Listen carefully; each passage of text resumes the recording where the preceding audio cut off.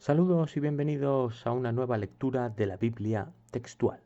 Continuamos con la síntesis agnóstica del Antiguo Testamento. Hoy libro 23, Isaías, un libro tan curioso como admirado y recurrido por los creyentes y seguidores de esta fe, y extenso, 66 capítulos que nos sitúan en los presuntos tiempos de Isaías, unos 200 años después del último libro que hemos analizado, de los tiempos de Salomón.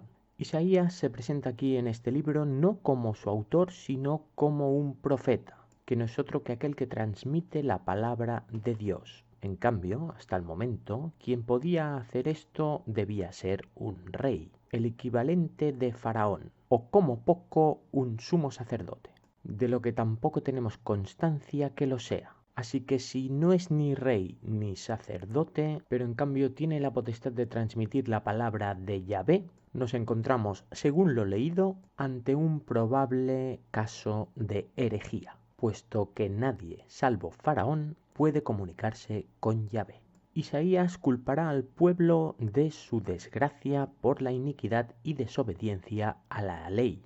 Las amenazas de siempre de ajusticiar a los desobedientes se recuperan aquí de boca de Isaías. Aquellos que han traicionado la fe de Yahvé y han adoptado las costumbres y cultos de dioses de otras tierras tienen posesiones e incluso riqueza, y esto va en contra de la ley de Dios. Es por esto que Yahvé clama venganza contra esta infidelidad. De nuevo, y como nos tiene acostumbrados, no habrá perdón.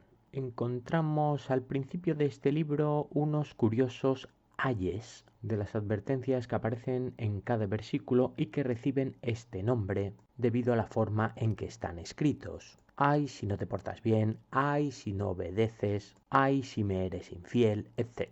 Una fórmula curiosa de imaginar a un Dios todopoderoso, creador del habla y la expresión, que haya decidido recurrir a algo tan simple. Será en el momento en que muere el rey Uzías cuando Isaías dice haber tenido una visión en la que Yahvé le reconoce como su mensajero o profeta. Es curioso esto que ocurra en este preciso momento y que sea él el que tenga la categoría suficiente para mirar a la cara a Dios. En cambio, no será el rey electo, en este caso un tal Acaz. Isaías le advertirá de la necesidad de rendir culto a Yahvé, pero este Acaz lo rechazará. Isaías entonces le advierte del pecado y de sus consecuencias, y esto tiene cierto paralelismo con Moisés y Faraón, pues este también se atreve a recriminar al máximo mandatario, demostrando su superioridad al lector, al no temer morir, ya que Dios le ha elegido a él. Desconocemos pero el cargo que puede ostentar Isaías. Aunque éste habla con sacerdotes y sacerdotisas, no tenemos la prueba de que él sea uno de ellos. Se presenta aquí en este libro como un hombre prácticamente solitario, como aquel cuya única misión es transmitir la palabra de Dios, aunque esto no lo encontremos en ningún momento como en libros anteriores con aquella fórmula de que Yahvé le diga a él algo directamente, sino que es él quien se atribuye que todo lo que pronuncia pertenece al deseo de Dios. Al no contar con ninguna descripción ni referencia sobre Isaías, nos es ya no difícil, sino prácticamente imposible el pretender encontrar algún registro sobre su persona en ningún documento burocrático. Por lo tanto, aquí me surge la duda de que no sea un personaje inventado, una herramienta más de tergiversación para influir en la concepción de esta nación de Israel. Esta sospecha cobrará más peso cuando vaticina la llegada de un Mesías futuro, Galileo, que heredará el trono de Israel, además de adelantarnos acontecimientos como invasiones y conquistas que evidentemente sucederán en tiempos futuros, matanzas a manos de los asirios, la caída y destrucción de Babilonia, de Asiria, de los filisteos, de Moab, Damasco, el castigo al pueblo infiel de Israel y la destrucción de los falsos ídolos con los que han traicionado la fe de Yahvé. Provocará guerras en Egipto y se erigirá allí como nueva deidad. Yahvé de repente es llamado aquí también Jehová. Me pregunto si la decisión de cambiarle este nombre es suya o es humana. Este Dios, como queráis llamarle, acabará juzgando y sentenciando la tierra prometida y la arrasará.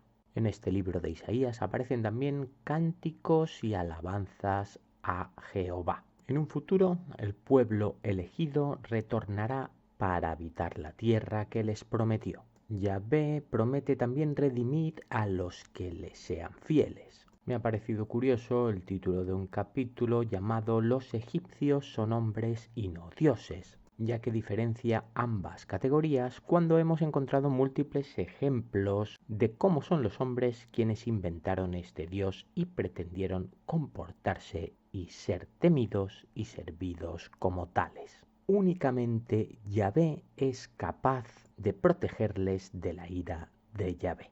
Todo lo demás quedará arrasado, hombre, animal y bestia. Será en este curioso libro donde se nombra también a Lilith, un personaje que ha producido innumerables especulaciones y mitos místicos. Para mí, algo que proviene de un libro como el de Isaías es poco confiable y sin rigor alguno, un intento más de recuperar y tergiversar la historia artificial del pueblo de Israel.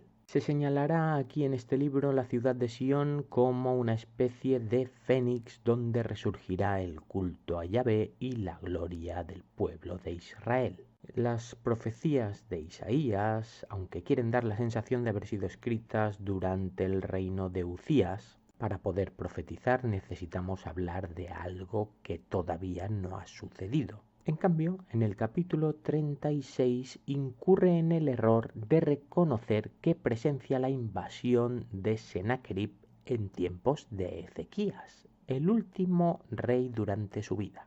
A partir de este capítulo ya no se habla en futuro, sino que se cronifican los hechos como algo ya sucedido.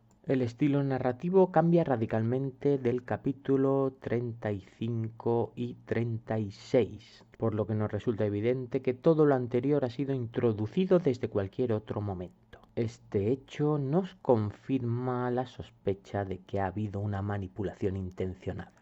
Durante estos capítulos nos relatan la enfermedad de Ezequías, cuando los babilonios, siempre empáticos y generosos según la Biblia, envían regalos a este rey de Israel.